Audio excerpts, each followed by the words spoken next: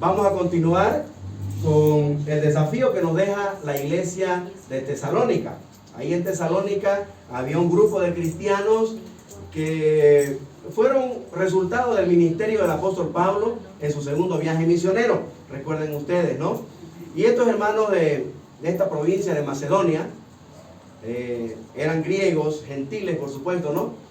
Cuando recibieron la palabra, hermanos, realmente se vio evidencia de la fe que había en ellos. Entonces hemos empezado el anterior domingo mirando algunas cualidades de la vida de estos cristianos que nos desafían a seguir su ejemplo, ¿no es verdad? Y estos principios que ellos cultivaron, ¿no es cierto?, en su relación con el Señor, realmente quedaron plasmados en lo que el apóstol Pablo a manera de testimonio nos comparte en Primera Tesalonicenses capítulo 1. A ver, abran sus Biblias ahí. Primera Tesalonicenses capítulo 1. Después de saludarlos, él empieza a dar testimonio del ejemplo de cómo estos hermanos, al recibir la palabra, se notaron ciertos cambios en su vida, ¿ya? Se notaba que ciertas virtudes que identifican a un cristiano realmente estaban siendo resaltados en la vida de estos hermanos. Ahora, Primera Tesalonicense y Segunda Tesalonicense son dos epístolas que Pablo escribe a estos hermanos. El tema principal, hermano, es la venida de Cristo. La venida de Cristo por su iglesia y después con su iglesia, ¿ya? En todos los capítulos, en realidad no solo en el capítulo 1, pero en los 5 capítulos de Primera Tesalonicense, de alguna u otra manera el apóstol Pablo hace mención de su tema en esta epístola, ¿ya? La venida de Cristo por su iglesia y después con su iglesia. Pero ese no es el tema ahora, ¿no? Pero para decirles de que esta iglesia estaba viviendo, hermano, ¿no?, esa expectativa de estar con el Señor en cualquier momento. O partiendo ellos porque estaban siendo perseguidos, algunos estaban siendo maltratados, algunos estaban siendo matados en realidad, eran mártires de la fe, porque en ese tiempo era difícil ser cristiano, en el primer siglo, ¿no? Los perseguían, los emperadores perseguían a los cristianos, ¿no es cierto?, los judíos y muchos enemigos que se levantaron contra Cristo y sus discípulos. Vamos a mirar enseguida, ¿no?, que esta iglesia recibió la palabra en ese contexto de persecución, de sufrimiento, de aflicción por la causa de Cristo, ¿no? Sin embargo, encontramos que ellos tenían esa expectativa, ¿no?, de estar ya con el Señor, o partiendo por algún motivo, no con la muerte, o recibiéndolo cuando Él venga, ¿no?, a llevar a los creyentes. Esa era su expectativa. ¿Y cómo vivían ellos ante esta expectativa? Ya miramos a lo menos los primeros 5 elementos, las primeras 5 cualidades o características que identificaban a estos cristianos. Versículo 3.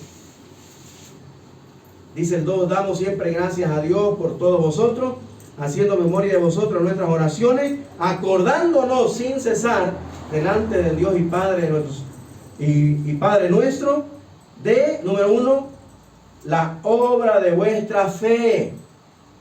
Esto era lo que caracterizaba a estos hermanos, la obra de vuestra fe.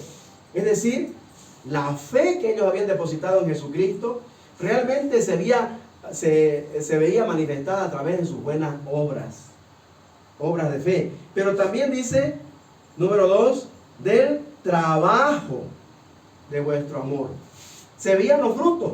Ellos estaban involucrados en el ministerio, porque si ellos tenían comunión con Dios, habían sido reconciliados con Dios, entonces ellos estaban involucrados de alguna manera en el trabajo, en la obra del Señor, como muestra del amor que tenían para el Señor y para su obra.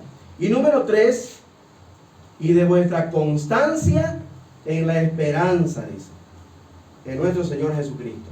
La esperanza de estos creyentes, ¿no?, en la persona de Jesucristo, en su retorno, en sus promesas, realmente los identificaba. Y ahí se completa esa triada de virtudes cristianas que debe identificar a todo cristiano: la fe, el amor y la esperanza. Recuerden que Pablo en 1 Corintios 13 dice: ahora permanecen la fe, la esperanza y el amor. El mayor de ellos es el amor, ¿no es? Pero esas tres virtudes cristianas tienen que identificar a un recién nacido, a un nacido de nuevo, a un regenerado hijo de Dios, cuando ha creído en Cristo, hermano. Hay esa fe, esa confianza en el Señor, hay esa esperanza, porque la vida cristiana es una vida esperanzada en las promesas de Dios, ¿sí? Y es una vida identificada por el amor. Todo lo que hacemos, decimos, pensamos es inspirado por el amor que tenemos al Señor y también a los hermanos en la iglesia, en nuestra comunión. Miramos dos elementos más en el anterior domingo, número 4, versículo 5. Dice: porque nuestro evangelio no llegó a vosotros en palabras solamente, sino también en poder en el Espíritu Santo. La palabra que Pablo y su equipo misionero ahí mencionan en el versículo 1 a Silvano y a Timoteo, ese equipo misionero llevó la palabra de Dios en el poder del Espíritu Santo, hermano. Entonces, esta es otra característica de estos cristianos, ¿ya? Vivían en el poder del Espíritu Santo. Esto es algo maravilloso, hermano. Por eso ellos enfrentaron la situación difícil que estaban atravesando, victoriosos y centrados, ¿no?, en la victoria del Señor Jesús, confiados en su persona, en su obra a favor de ellos, en su victoria al recordar la resurrección de entre los muertos, en su esperanza viva al saber que Él pronto vendría por ellos. Entonces ellos andaban en el poder del Espíritu Santo, hermano. Qué desafío, ¿no? Entonces, esto es lo que vimos el anterior domingo. Y uno más, miramos versículo 6, la primera parte, cuando dice: y vosotros vinisteis a ser imitadores de nosotros. Vaya, esto es un gran desafío, hermano. Que los nuevos creyentes estén imitando a otros creyentes ya mayores, digamos, ¿no?, en la fe. Hermanos mayores, ¿no?, hermanos maduros, hermanos que ya por su vida nosotros vemos que caminan con el Señor. Qué desafío, ¿no?, que yo sea de repente un referente para que alguien de los hermanos pueda seguir, digamos, mi ejemplo como cristiano, ¿no es verdad? Pero estos hermanos miraban a Pablo, Silvano, Timoteo como un referente de vida cristiana, y seguramente muchos de ellos decían: escucha, yo quisiera ser como el apóstol Pablo, ¿no? No yo como Timoteo, ¿no? Yo voy a ser como ese predicador, ¿no? Como ese hermano Silvano, ¿no?, del equipo misionero. Pero, hermano, ellos también eran humanos y nosotros también. Y es complicado seguir a un humano, ¿no?, a un hombre, ¿no es verdad? Pero por lo menos hay algún referente. Sin embargo, dice que estos hermanos, versículo 6, eran imitadores de los apóstoles, pero también dice: y del Señor. Exactamente. No solamente seguían a estos misioneros, pero veían, si ellos seguían al Señor, entonces están siguiendo al Señor. Y yo, para seguir al Señor, tengo que seguirlo a Él, ¿no? Pero ellos seguían al Señor. Eran imitadores del Señor Jesús. Hermano, ese es el desafío para nosotros. Tenemos que imitar la vida y obra del Señor Jesús. Sobre todo, su carácter de vida cristiana debe ser reflejado en cada uno de nosotros que hemos creído en Cristo. Cada discípulo de Jesucristo debe reflejar a Jesucristo a través de sus acciones, a través de sus actitudes, ¿no?, a través de su vida. Muy bien, ahora, hermano, vamos a continuar mirando cómo vivían estos hermanos en la expectativa de su encuentro con el Señor en cualquier momento. No solamente estas 5 cualidades, estas 5 características de vida cristiana los identificaban, enseñándonos a vivir la vida cristiana según la vida de estos hermanos en Tesalónica. La vida cristiana es también, aparte de estas 5 cosas, número 6, la segunda parte del 6, es una vida de gozo en medio de la tribulación. Repito, anótese, una vida de gozo en medio de la tribulación. Dice el versículo 6, la segunda parte. Recibiendo la palabra, subraye esto, hermano, en medio de gran tribulación. Si no la cree, lea Hechos capítulo 17. Ahí está la historia de los tesalonicenses, ¿no? Como en medio de grande persecución, de grande angustia y tribulación, ellos recibieron la palabra. Y la recibieron, dice, subraye, con gozo del Espíritu Santo. Con gozo del Espíritu Santo. Número 6, hermano. La vida cristiana es una vida de gozo en medio de la tribulación. Es una vida de gozo, hermano, en medio de la tribulación. ¿Qué quiere decir eso, hermano? Que por lo general, cuando estamos en un mal momento, en un momento de crisis, en un momento de tribulación, en un momento de sufrimiento, es un momento donde nos volvemos más sensibles a la voz de Dios, donde Dios, hermano, se manifiesta a través de su palabra, ¿no es cierto? Usando a un amigo, a un hermano, a un conocido, que viene y nos da palabras de aliento y esperanza, despertando ese interés de volvernos a Dios y de restaurar nuestra comunión con Dios. Eso fue lo que experimentaron estos hermanos. En medio del sufrimiento, en medio de la tribulación, ellos recibieron la palabra, pero la recibieron, dice, con gozo en el Espíritu. Hermano, el gozo del Evangelio, el gozo de la palabra de Dios, el gozo de la vida cristiana es diferente a la alegría común y popular que vivimos los seres humanos y experimentamos. Cuando mi equipo mete un gol, yo salto y grito y algunos tal vez me desconozcan, ¿no? En ese momento, pero esa es la alegría. Bueno, ¡pam!, me empataron, pucha, ya hasta ahí fue mi alegría, ¿no? ¿Se da cuenta? Y por último viene el 2-1. No.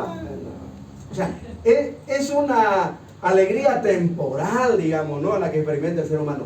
Pero la que experimenta el cristiano en el poder del Espíritu Santo es un gozo que no depende de las circunstancias, de mis experiencias vividas del momento.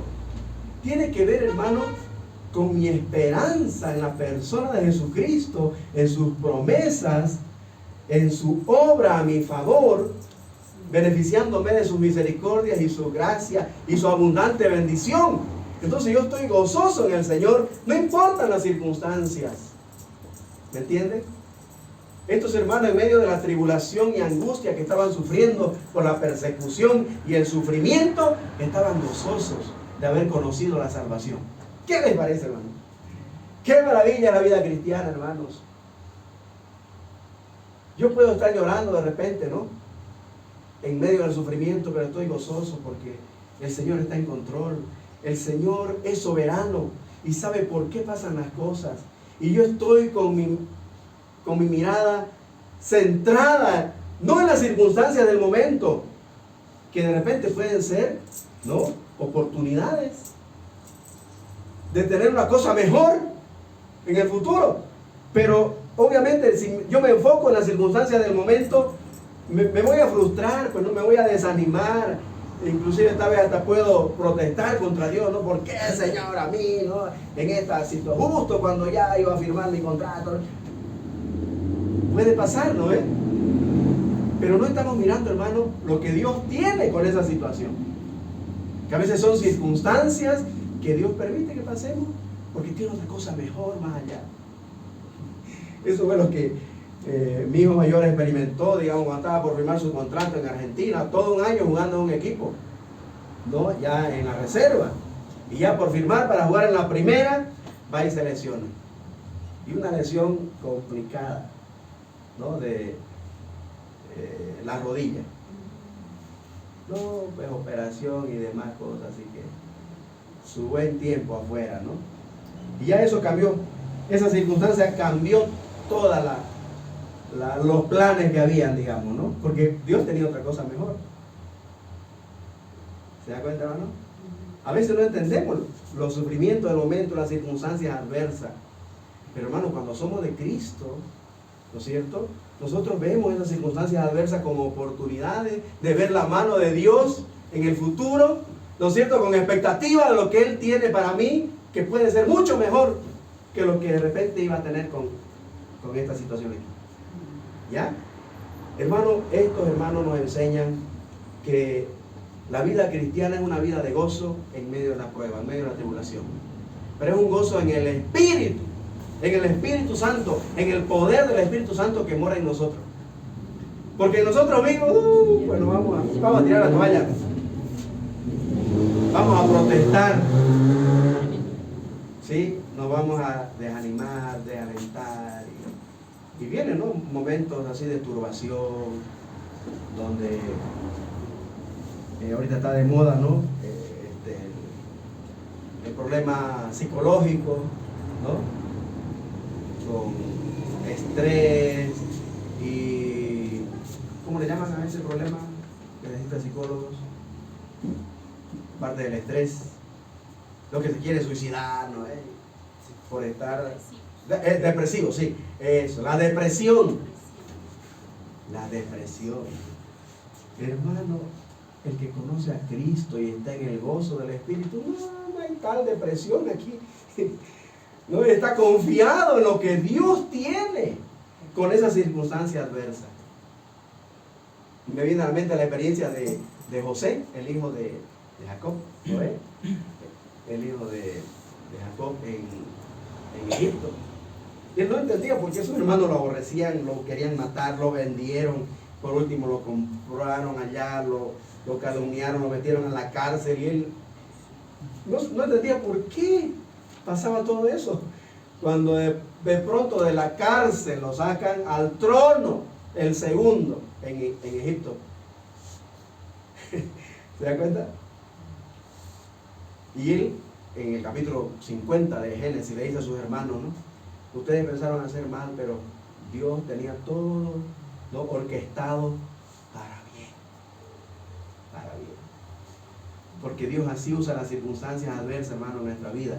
Si lo recibimos con gozo en el Señor y dependiendo de Él, hermano, se encarga, ¿no?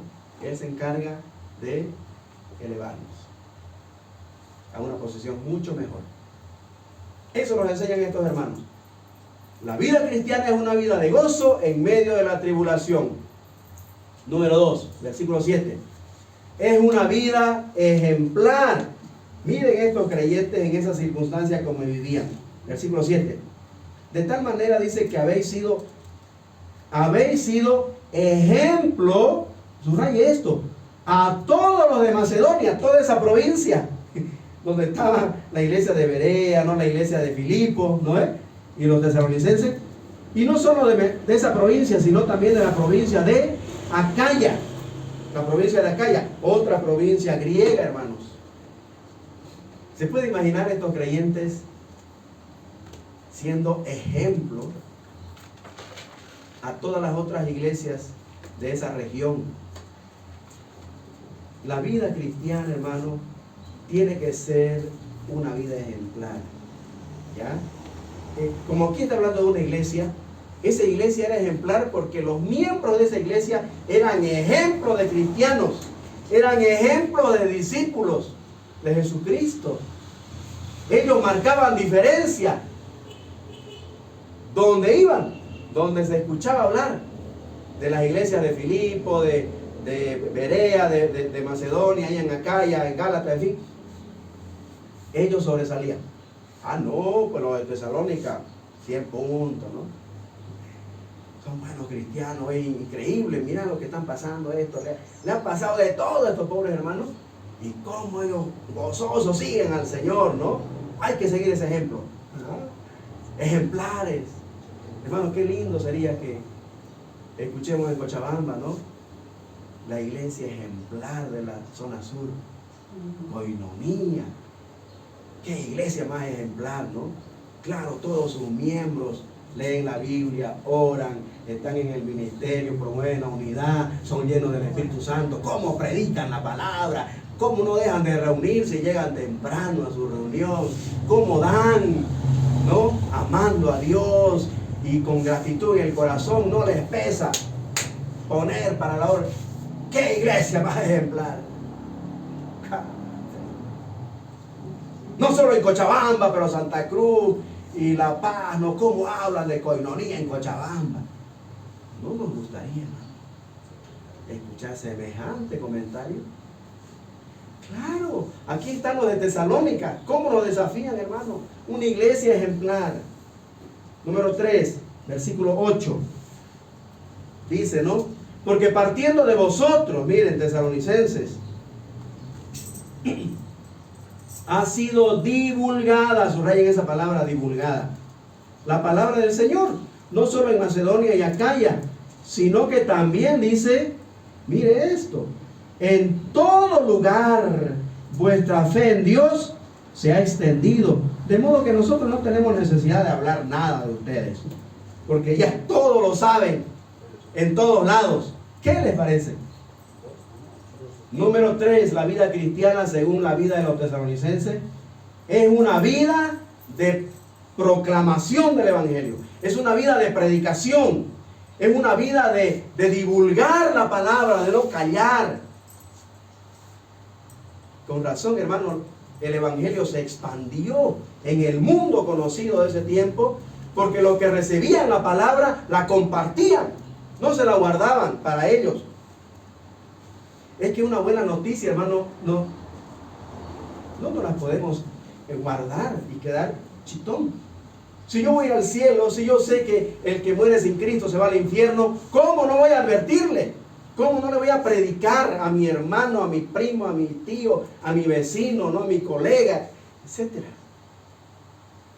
Y dice que estos hermanos, su vida cristiana realmente fue desafiante porque predicaban el Evangelio, divulgaban la palabra, la proclamaban. Predicaban el Evangelio, hermano.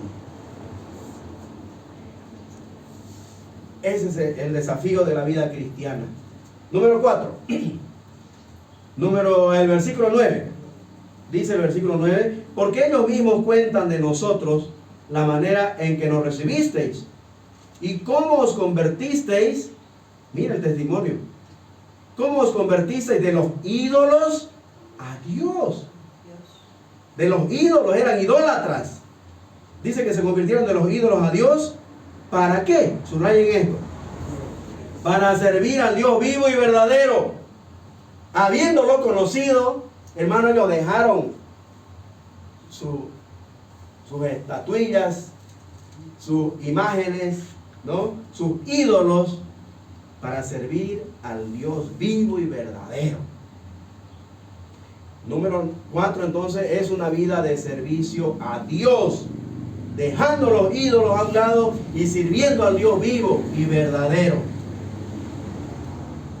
Hermano, este es un ejemplo también que nos desafía a nosotros, ¿no?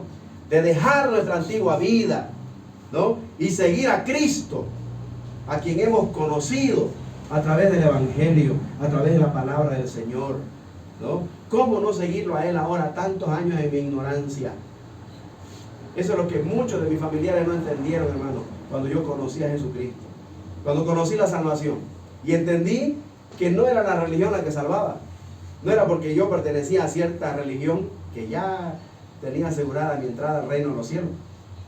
No, fue por la muerte de Cristo en la cruz, en mi lugar, pagando mi deuda a Dios, que yo, creyendo en Él, podía ser salvo, podía nacer de nuevo y obtener la salvación y la vida eterna como regalo de Dios, ¿no?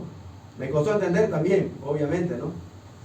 Pero gracias a Dios, hermano, que quita la venda de los ojos y ahora podemos ver la realidad de lo que es la salvación en Cristo, de lo que es el Evangelio, de lo que es creer en Jesucristo. Y estos hermanos fueron ejemplo también. Dice que se convirtieron de verdad dejando a los ídolos para servir a Dios. Hermano, número 9, la vida cristiana es una vida de servicio a Dios, dejando los ídolos.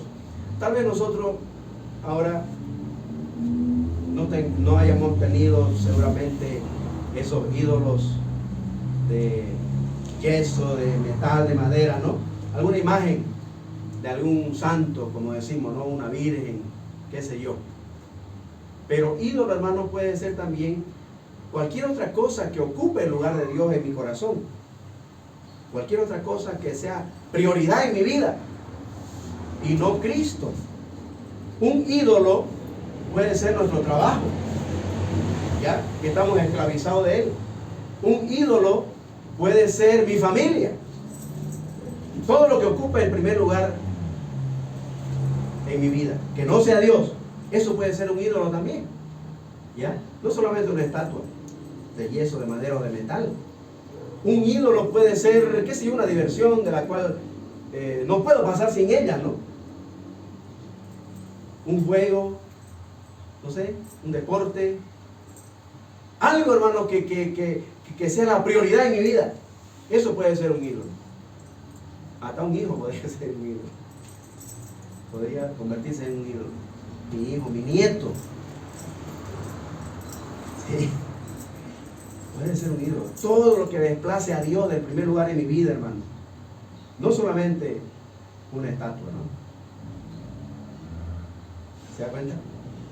Hermanos, la vida cristiana es una vida de servicio a Dios, volviéndonos de los ídolos para servir al único Dios vivo y verdadero, al que hemos conocido por la Biblia, ¿ya? Por lo que nos enseña la palabra del Señor. Y por último, la vida cristiana es una vida esperanzada en la venida de Cristo. Versículo 10.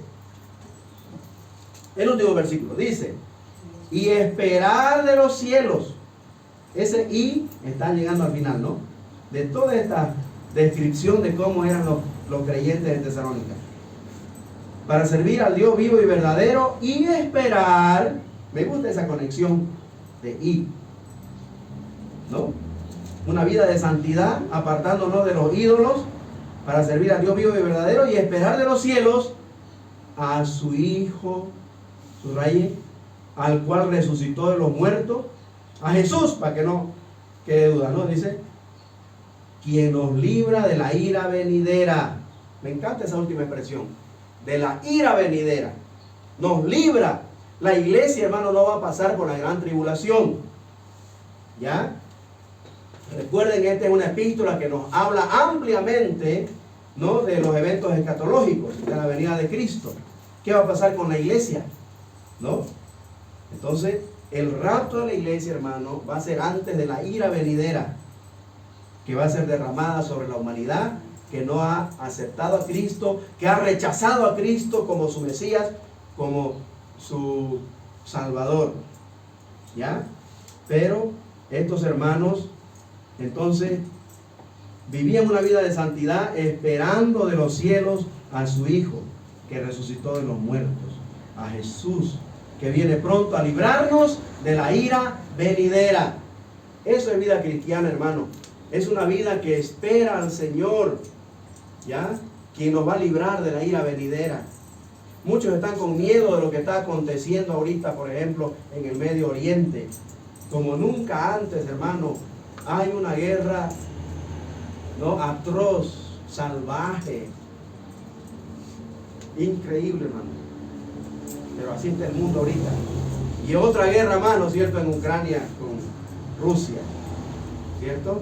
Y el mundo, hermanos, está convulsionado y con temor, y muchos con miedo, ¿no? Y especulando de ya estamos viviendo, ¿no?, ese tiempo que dice Apocalipsis, ¿no?, que seguramente ya es tal juicio, ¿no?, que estamos en tal caballo, en tal trompeta, en tal copa, ¿no? Y claro, como no entendemos muy bien, con alguien estaba comentando que lo siguiente que vamos a tener de estudio es el libro de Apocalipsis, porque ahí vamos a ver claramente qué pasa con la iglesia, ¿no? ¿Qué va a pasar con la iglesia? ¿No? Y vamos a continuar viendo cómo nosotros podemos vivir como una iglesia ejemplar la vida cristiana. Ya aprendimos de la iglesia de Jerusalén.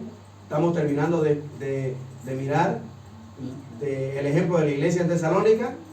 Y ahora en Apocalipsis encontramos el curso histórico de la iglesia proféticamente, desde que nació hasta el rapto. Y Jesús ahí escoge 7 iglesias para ilustrar esas épocas, esas 7 épocas que va a vivir la iglesia y en qué época estamos viviendo.